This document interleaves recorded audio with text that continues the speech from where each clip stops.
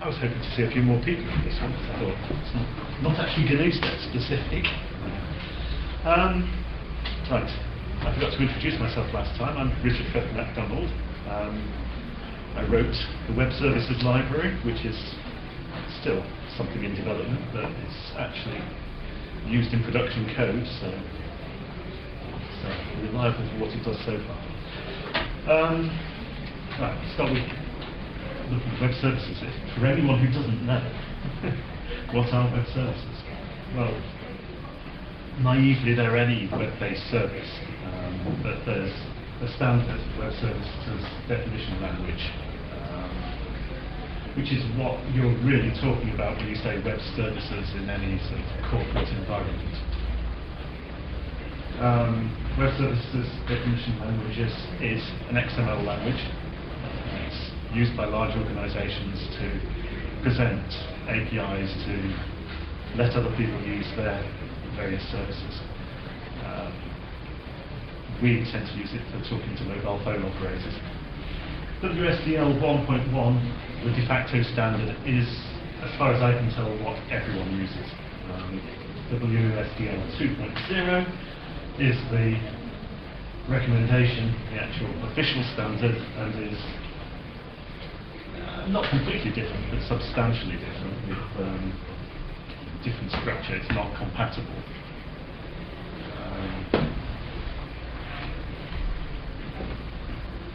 Right. What does it do? WSDL provides an abstract service definition for some sort of service you want to offer to other people, generally via an internet connection. It has bindings that map the abstract service definition to concrete data encodings and to specific URLs and protocols that you're going to use. It says HTTPS or HTTP, TTP or whatever. It says whereabouts the service is. The main targeted binding for WSDL is SOAP, which means that almost everyone maps the abstract service definitions to SOAP calls. In theory, you can use web forms, there's a mapping to that. You can use XML-RPC, you can use any other mechanism you like. I don't know if there's an XML-RPC mapping that's standard. I haven't found. Yeah, I should say I'm not claiming to be a great expert on web services. I think you have to be really into standards bodies and defining things like that to actually get into it that much. The mapping in web services is done by extensibility elements, which are chunks of XML that sit inside other parts of the XML and say, right, this bit is going to be handled by a particular extensibility mechanism. And all the different libraries and frameworks that support web services tend to support different subsets of the available extensibility elements, so they're all incompatible. Web services primarily uses SOAP, Simple Object Access Protocol, which is a latent line. It's one of the most complex protocols I've ever heard. It's bloated, and you have to have software to make it manageable, really. Either that, or you resort to just copying the XML documents and hacking substitutions for sections of a template XML document. The main frameworks available are Java and C#, so they're not much fun if you're an Objective-C coder. And, as I say, the different implementations all support different incompatible options. That's largely down to WSDL being designed that way. It's specified to be extensible. So I got into this because at work I had to integrate stuff with corporate web services. I just couldn't find free software solutions to do the job in C or Objective-C. Java was readily available because there's stuff under the main Apache label, I think, really. But using Java from other services is a painful, slow operation. You have to start a virtual machine and run JMI accordance to it. So we needed a free Objective-C or C solution. Since I coded in Objective-C, I chose Objective-C rather than C. The GNU Step Web Services library was written for better performance than you can get out of the Java stuff that I was looking at. And of course we target the most common WSDL setups, specifically the ones I needed to use, of course. But the idea is to make it easy to extend and make the framework more versatile, cover more options in one way. So, the library is written in Objective-C. It builds with GNU Step Make or Apple Xcode. It's completely portable between the two. In fact, it should run on any system. It implements WSDL 1.1, more or less, just say all the common standard bits. It targets the SOAP binding, since that's what everyone uses. It can easily be extended to the others because it's designed with the extensibility elements to be extensible. It makes it simple to write clients without having to use Java or C#. So, the way it works is to parse WSDL documents to produce a tree of objects, which can then be examined and modified. You can also generate WSDL documents from a tree of objects, which leaves us the possibility of actually writing WSDL editors in the future. In order to support that, we have a lightweight XML tree implementation in there. And the main operation that you actually end up doing, hopefully, is telling a GWS service object to perform a particular service, to talk to a service and perform an operation. We also provide an XML RPC coder. That's purely because I think XML RPC is a far superior protocol to SOAP, so if you can possibly do it, you should. So we've got synchronous and asynchronous operations. There's no WSDL extensibility binding for XML RPC available yet, though it would be nice if someone would contribute that. Maybe I'll write one in the future. What that actually means is that you can't take a WSDL document and have it generate the XML RPC code entirely for you.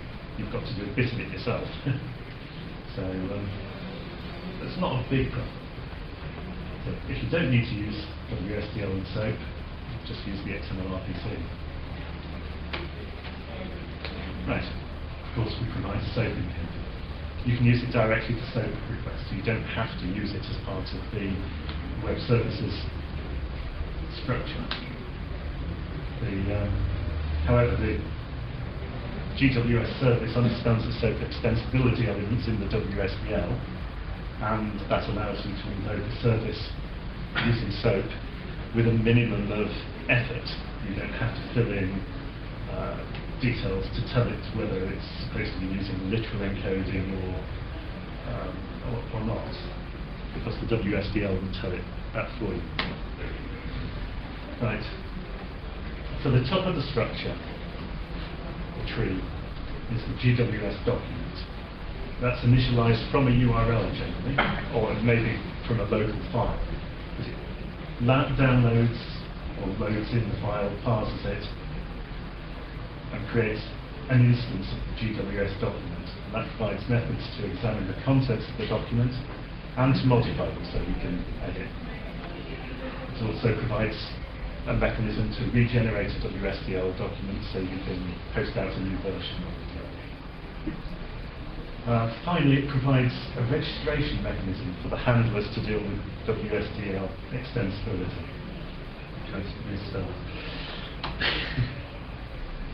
Okay. Within the document, you have various other objects. At the top level, the GWS document.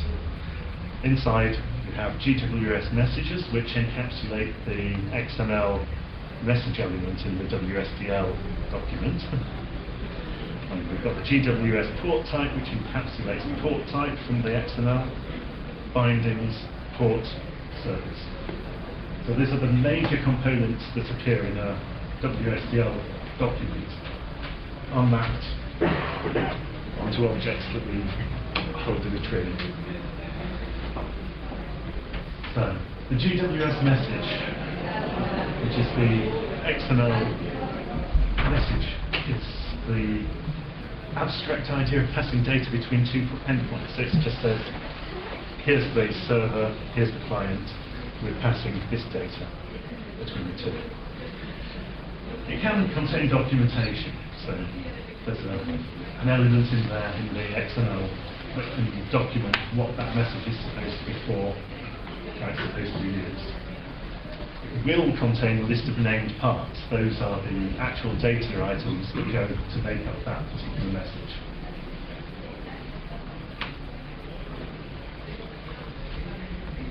The GWS port type represents a port type, which is a definition of an endpoint that you might be talking to. So it's the thing that's sitting on the end of a URL that you're going to connect to. Again, it can provide documentation. It always provides a set of named operations. Those are effectively the procedure calls you can make to that endpoint. Each of those operations can consist of an input message, the data you send to it, an output message, the data that comes back to your client, and perhaps a fault message to indicate that there's some sort of error. Again, that will come back to your client.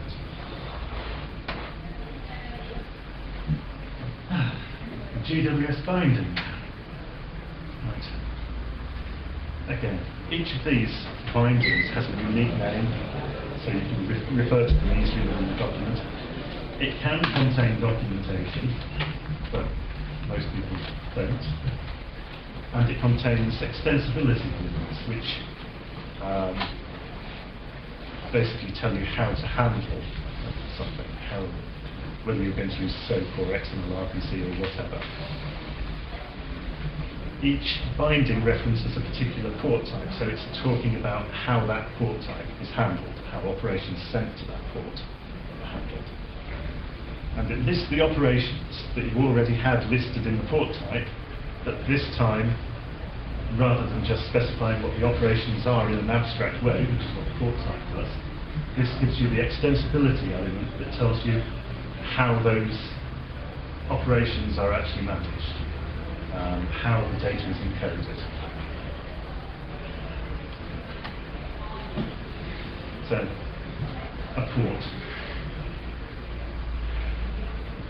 The concrete example of the endpoint. If the port type tells you what kind of endpoint you've got, the port tells you you have a particular port, it's on this particular URL, you can therefore, given the port, send a message to it. If you've got a SOAP extensibility,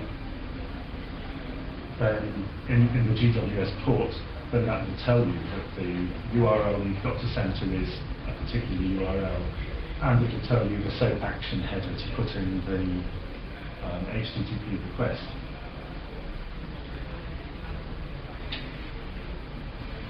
And I think almost finally, the GWS service is where all the other information actually comes together. So a service represents again the particular service element in the XML document. So you can have multiple services within a single document. Each one has a unique name, so you can find the service you want. Again, a service has documentation in the XML, though I've yet to see any in the real WSDL documents. It has a list of all the ports we've got. So the port, if you remember, contained the extensibility that told you the URL you actually had to connect to, and stuff like that, as well as referencing the abstract binding information that told you about the port type that was used. All a huge chain of information that could be represented much more compactly. That's the way WSDL works. So the service lists all the ports that it can use, and the GWS service object handles invoking an operation of the service. That's actually making a real concrete call to a real server at the other end and getting the data back. So that's what you really need to use. And you can use it without a GWS document. Normally, or let's say normally, hopefully, you parse a WSDL object into a GWS document, which creates all those other objects I've talked about behind the scenes. And you look at that GWS document for a particular service by name. Given that service object, you start invoking operations. GWS element, another lightweight class, a small API, represents an XML element but omits anything that you don't actually need for supporting web services. It's used throughout the library and lets us parse trees and unparsed trees to serialize and deserialize information. It's an intermediate stage when we're encoding SOAP requests. Generally, you probably don't need to touch it. That's the list of the main classes. So we've got two important groups left: the extensibility elements and the coders. They don't map directly to anything in XML. The GWS extensibility is not a mapping from one of the XML extensibility elements. It's actually an object that handles dealing with an extensibility element.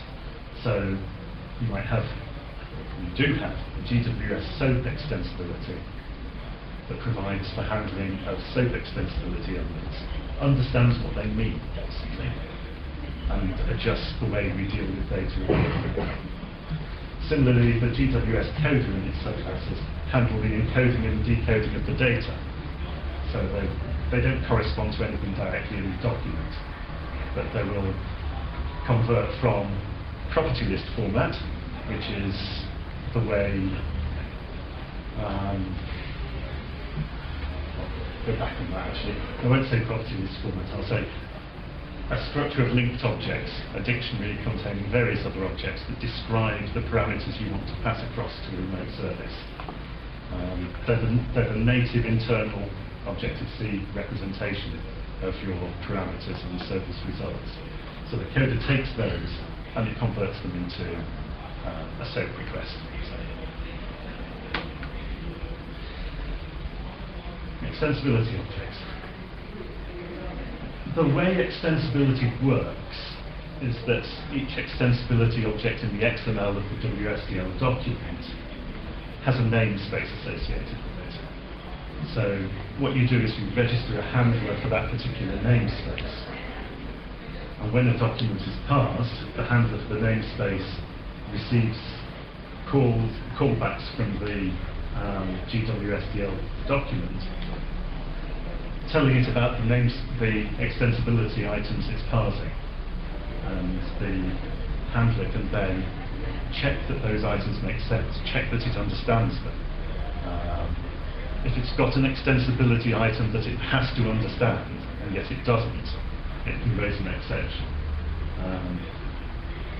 When a message is sent out by a service, we call the handler again for each of the extensibility elements defined for that service.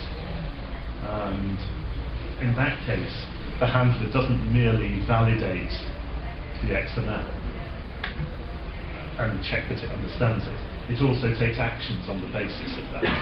So it would say, we know that the parameters actually have to be passed in a certain order. We'll define that order for the coder to pass. We know that they're sent as literal rather than different options for the SOAP. It will set in the coder. So obviously implementing that kind of thing is fairly complex, but we have an example in that we have a concrete SOAP coder, SOAP extensibility. Right, the coders themselves. encode property lists as to NS data objects, decoding NS data to a property list.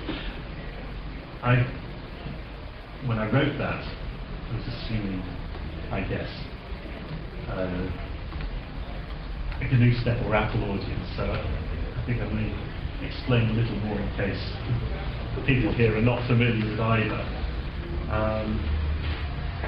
The term property list in Cocoa and in GNU Step is used to describe quite complex data structures consisting of collections, arrays, and dictionaries, and strings, numbers, dates, booleans. We have a complex network of these objects as a property list. So a coder takes this complex network of objects, well, actually it's usually a fairly simple network of objects. It's generally just a list of parameters, and maybe they have some structure, but it serializes them. It's a semi-abstract class, which means it does some things, but it doesn't do everything that's actually declared in its API.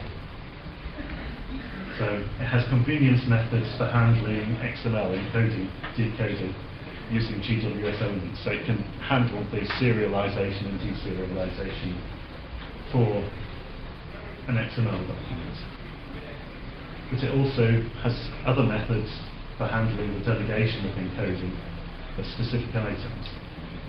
And it has, as I said, the methods for decoding and encoding property lists, which are actually handled by a subclass. I did put that. Okay, so a message is a dictionary, generally speaking. We add extra keys in our property list in that dictionary to tell the coder how to encode the data. So we have a method key which specifies the method name that we're trying to invoke. The parameters key gives you a dictionary with the parameters. The order key tells you what order those parameters have to be sent in. An error key in a response coming back tells you what the problem was.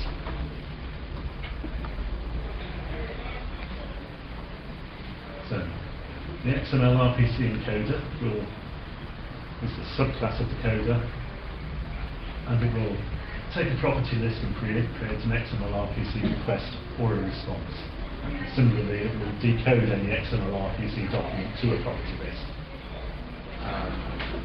That will actually handle any valid XML RPC request, because XML RPC is nice and simple. It supports setting the times then for encoding and decoding the date and timestamps, because that's about the only thing XML RPC doesn't really cover. It defines a format for date, it doesn't specify the time zone, so that has to be agreed between the two endpoints of the service. The SOAP coder adds yet more keys because SOAP is a whole lot more complex. Right, so there's the body encoding style, which can be RPC or document or wrapped.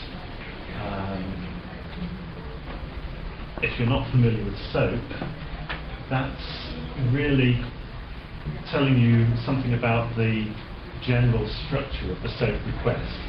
That you've got a layout in your XML with, if it's a document format, everything's kind of near the top level of the XML. If it's an RPC format, then you've got an XML element to say what the method name is and all the parameters in another XML element a bit further down.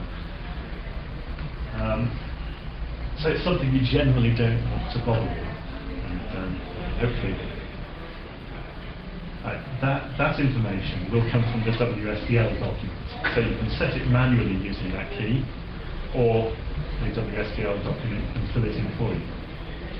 Similarly, the use keys, encoded or literal, tells you something about the way that data is encoded in the XML. Essentially, if I remember the right way around, encoded means that every element you pass along has to have type information with it. And literal means you pass the element with the data and the other end works out what type it's supposed to be. The message header key lets you add header information, which is another thing that SOAP adds. The namespace URI and the namespace name key let you assign a URI and namespace name to your SOAP. And the SOAP value key is actually a special case. That's not part of the SOAP stuff, so much as it lets you define a dictionary that has extra information in it for giving you yet more control over how the SOAP stuff is encoded. Yeah, I think it's pretty clear that trying to settle that manually for each SOAP request is tedious. If you have a WSDL document, it handles it all. So when you invoke the operation, the service object calls the extensibility handler, and that fills in all those values based on the extensibility information in the XML of the document. It'll even create the coder for you.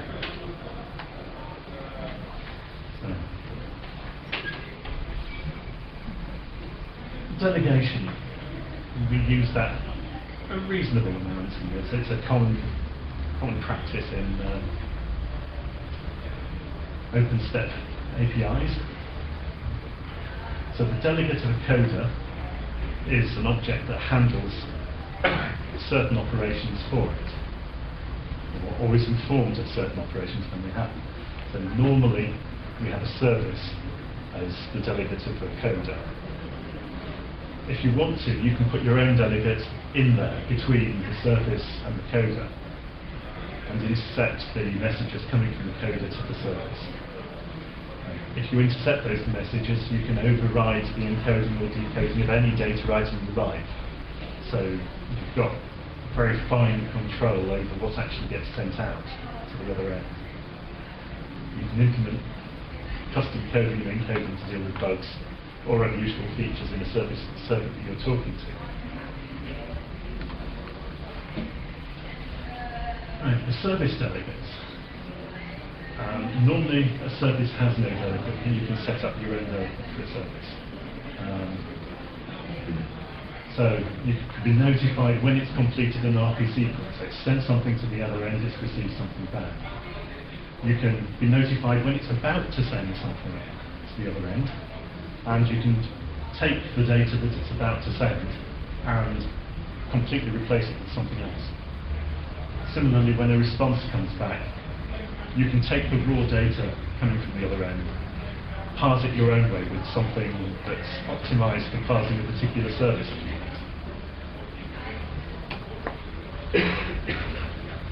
Right. The SOAP bindings contain URLs we use for an operation. That's in the extensibility of the port, if I remember correctly. Often the URL is wrong. Almost always the URL is wrong. That tends to be, I think, because what happens is you've got a big organisation, they develop this, they set the URL that they're doing their web service on, and then they expose this nice new web service to the rest of the world through a firewall that's using NAT to change the IP address, you know. So the URL is then wrong. So you have to override it quite often. You can do that by setting a delegate for the service. At the moment, when it's about to send a request to the other end, you tell it to use a different URL. So it's quite straightforward. You can change the SOAP action header in the HTTP request at the same time if you want. Debugging. Well, you're going to have to do that. You can turn debugging on globally for the web services just by turning on a user default. And that will do a fair bit of logging and also generate extra information. You can also use a method on the service to turn on debugging for that service, which will record all the XML sent and received. So you can look and see exactly what went out and try and figure out why the other end didn't like it. And that will also turn on debugging in the coders that service uses. You can also set it at the specific coder level if you just want to turn on or off logging for that coder. Optimization, that's a big issue because using web services tends to be very slow. This was really designed to try and make it faster, mostly because the main use I've had for it is sending SMS messages to mobile phones, which occasionally needs you to send out tens or possibly even hundreds of messages a second. You don't get hundreds of messages a second through a typical web service API, no matter what you did, but you can get tens of messages a second. So the coded delegate methods let you override the encoding and decoding of individual items. That means that if you know that most of the items that you're going to be sending as part of your service request are actually fixed constants, what you can do is capture them the first time they're generated and just reset the same ones again and again, so that you save the software the effort of having to generate those items. Similarly, the service delegate methods let you override the encoding and decoding of entire requests. Now, probably you don't want to do that, but on the odd occasion when performance really is the issue, you can do that.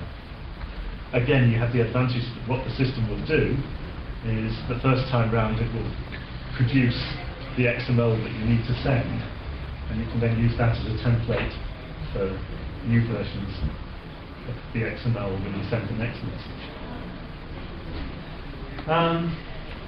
The GWS element class has a strange method, it's set literal value, which allows you to basically set a string value for that element, and that string will be used literally in the serialized XML resulting from it. Again, that's a mechanism of stopping you having to generate the text in the document. You can just plug that in directly. It has to be used with caution, obviously, because if you set a literal value, then it doesn't necessarily represent valid XML. And the other thing that you can do is use a standalone service instance to avoid checking the WSDL. So in that case, you do have to fill in all those properties yourself.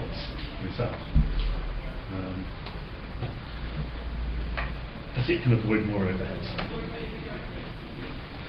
So, what we've given you is something that lets you write web service clients in Objective-C.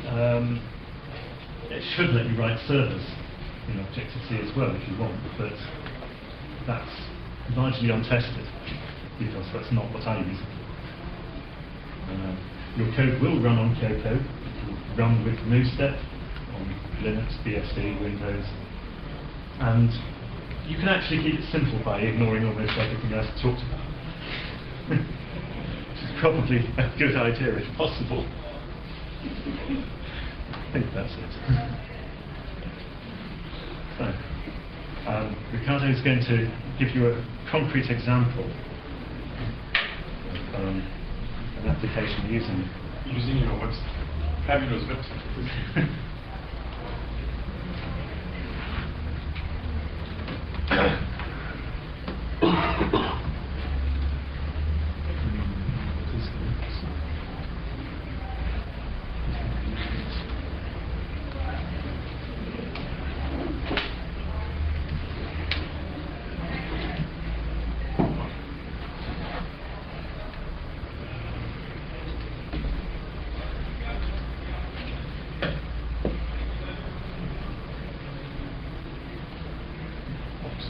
So what are we going to see now? It's an example usage of these web services. So concretely, we access Salesforce.com, which is a major on-demand CRM solution. It's the market leader essentially. It's not open source; it's closed source. But it's commercially used and very widespread. What does it mean it's on demand? It means they call it software as a service. So you don't install anything, you get your browser login and work from everywhere. How do you access the data inside? So if you have a CRM solution, you need to integrate with legacy application with other systems because you need to essentially import and export data. The easiest case is if you use the CRM for personal usage, you have another book. Because it gets much more complex because companies may have to track orders, opportunities, leads, up to ticket cases, customer support. So it can be tons of data, but let's think about contacts because it is easy. It's not others. Since the application does not reside in your data center, you don't have access to the database. So the only way you can get data in or out Salesforce or competing solution, everything which is on demand essentially follows the same philosophy, is you need to pass through their mechanism. So they can give you tools, and if these tools don't fit you, you need to access the database using APIs. These APIs are exposed as web services, and here we have the connection.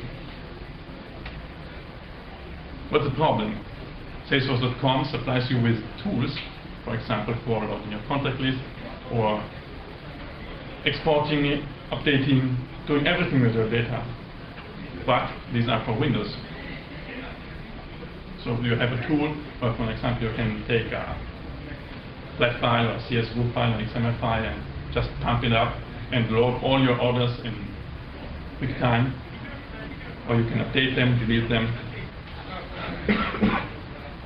If you need something more customized, they provide you with a library for Java, or I wrote C#, actually it's .NET, so the majority of .NET users use C#. So with those libraries you can write custom applications, you can do, for example, web service, or other third-party vendors did make big integration tools. For Objective-C, no library is often supplied. I wonder, I think if I call the customer service at Salesforce and tell you I have Objective-C, they probably don't even know what it is. The web services are follow the SOAP standard, so it's a complex, verbose, and difficult thing Richard explained. And the application we think about, I have called it databasing, because you wash your hands with soap and you wash your data with soap. Exploits the GNU website to encode SOAP requests and decode responses, because at the end you speak to Salesforce with requests and they give you responses. This is the most short summary I can give you. Request will be familiar to anybody of you who is a database person. So essentially, we are doing queries, insert, delete, updates.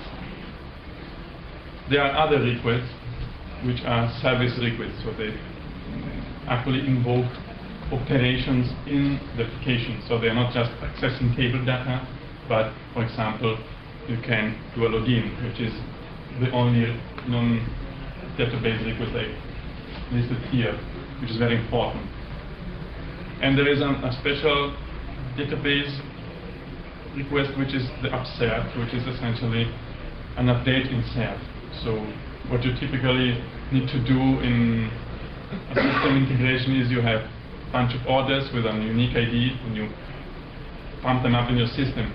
And you don't want to care if they exist or not. Usually, what you need to do is first to do an insert, and then check what didn't get in, and do an update, or the other way, you do an update. What didn't update, you get an error file, and then you do an insert of what didn't get in. This is the standard way, and recently Salesforce implemented this upsert method. I just put it in here as a note. So what's database in short? It's an application, free, open source, hosted in the GNU application project. And the goal is to provide a data loader replacement for the GNU environment, thus bringing such a tool mainly to Unix, which is the simple tool Salesforce provides for Windows, I think, why cannot I have it on my Linux machine? The last sentence is, furthermore, it's like a tester for the API interaction class, which is what I'm writing. So I'm writing a class which can talk to Salesforce, having an input, which can then be reused. So that allows that to switch you, because essentially it's a static tool if you want to have an integration application, or you need to have a custom application, you can use this class. Essentially, I'm going to write what Salesforce usually provides you for other languages.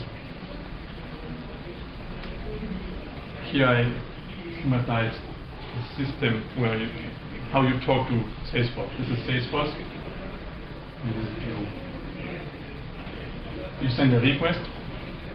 The request is, for me, a dictionary, so it contains some data. It gets encoded by the web services into a SOAP message, and then you get the response.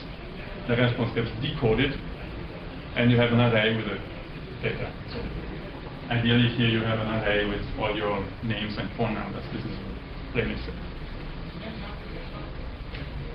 Unfortunately, things are not so easy, because to a web service is an URL everybody can query. So you need security, and everybody has its own manner to make security. In the case of Salesforce, the whole login process is done in a complicated way. I will explain it just because it means it's an example of what code is implemented. You have a URL, you make a request with a login request, and this is a common URL. So everybody in the world will query that precise URL. Even if Salesforce has like 20 data centers in the world, everywhere you call this URL and you make a login where essentially you have your credentials, username, password, and a security token. Because if you are within an organization, your username and password are enough. If you are outside, which is typically the case because you want to have a system on demand, because you are abroad with your laptop, you have a GPRS connection, UMTS connection, or you are a customer connecting, you either need to free up your IP, saying this trusted IP, or you insert a token, which is a Salesforce generated token, which identifies you uniquely, and it gets reset for each password change, and it essentially acts as an additional password, which means that your client is trusted. Once you send these three identifying elements to Salesforce, you essentially get back a session ID, which means, like in most web applications, you have an ID for your session for that particular IP, which is valid for a certain amount of time. What is not written here is that you get also back a URL point. This URL point is where all your further requests will go. And this is different each time you query, because for load balancing, system outages, for every reason, each time you get one different, and this is what, for example, discussed.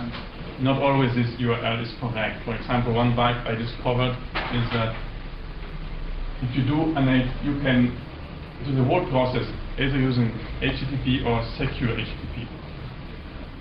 Both are possible. Of course, the secure connection is fair because maybe you are sensing sensitive data, but both are possible. So you can query the first login, the first, then you can do it on the secure or on the non-secure URL. The problem is that you should get a new URL which is consistent with what you sent the first time. The fact is that you always get a secure one. So if you don't support HTTPS, essentially you're not going to send any data back. So you need to rewrite the URL. That's an example of.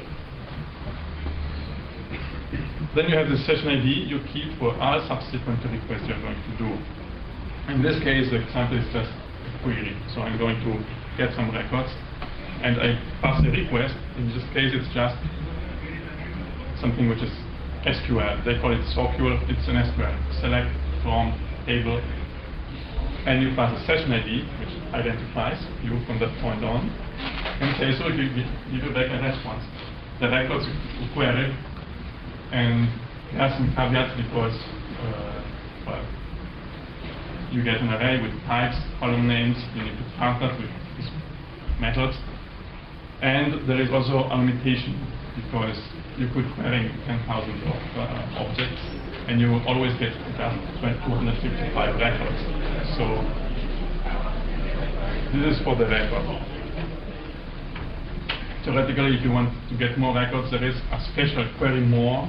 It is like a query which continues where the previous query left behind. I did not implement this yet. So this is, in short, what we said. We send the username, password, and token, receive a valid session ID. You send back the SQL-like statement, the session ID, and you receive a record array. Then you have something in memory, and for the moment I write it to the CS2 file because that's industry standard, because everybody has XML, which is two verbose. That files are crap, even if a lot of system managers likes it. Then, so my experience is that CS2 is a good compromise between performance. This is an example. I want to try to connect right now, even good code, but connection is, we might try if we have time. So here we see databasing. The projector is previous quality. Here you see the login panel, and here you see you just enter your query, select the output file, and execute. So the interface is quite crude at the moment because important things are underneath. And here we see that's the CS2 file opened by OpenOffice. And we say we get back the column name, the type, and the ID will just is blank because I did not request it, but you always get it back. Quite easy and simple. What's the future for databasing? Well, first I just implemented login and query because that was hard enough at the point, because I did not use the WSDL parsing, but I call it all by hand with his help. But it wasn't finished. It wasn't finished because when I started this, the web services did not support SOAP yet. He coded it.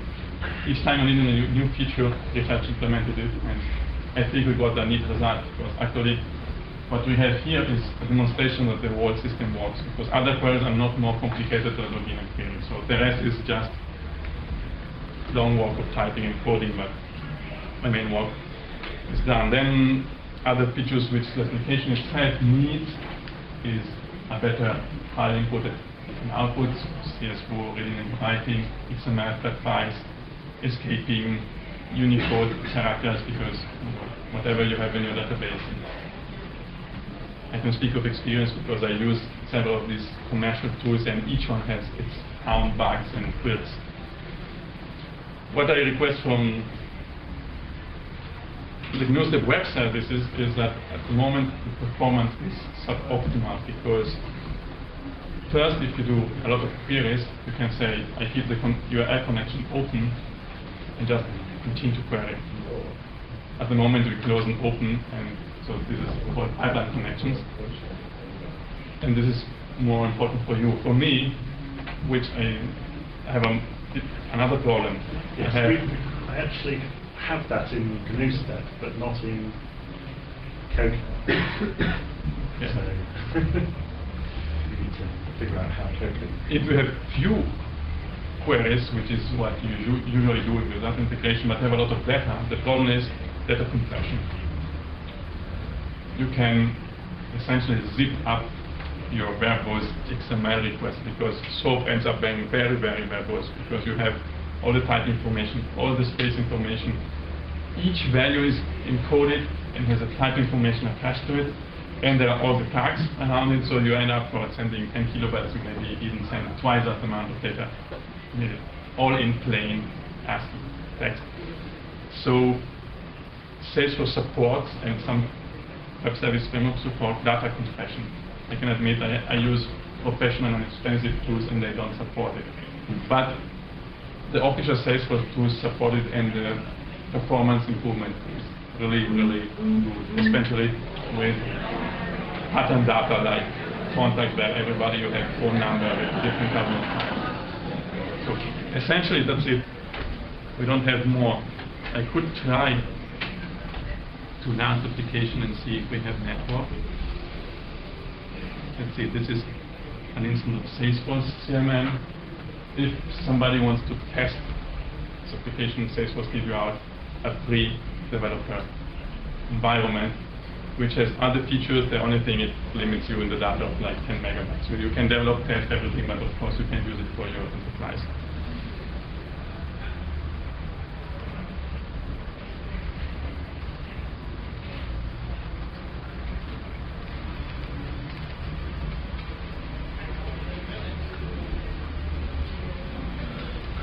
The application is proven on GNU-step, and thanks to the latest efforts, it already runs under Windows. So this is very interesting.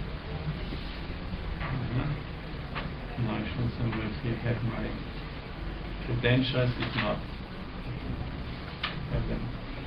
Everybody has seen my password, so I need to kill you.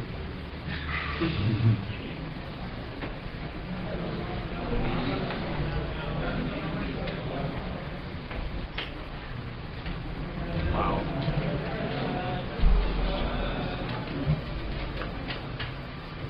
And if everything goes well, we did not see the debugger voice, which I assure is very, very verbose.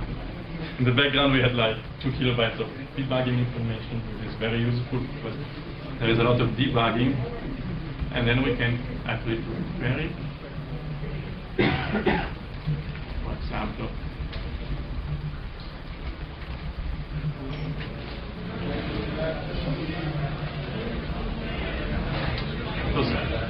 once everything was done, the concept is pretty simple.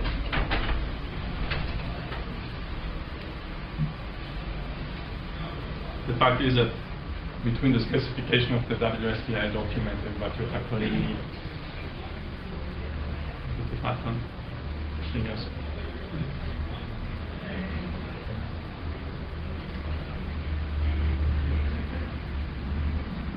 Okay, go on.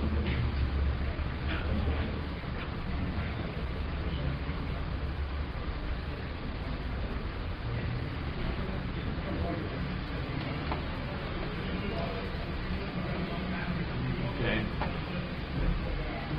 You see, we've got the information here.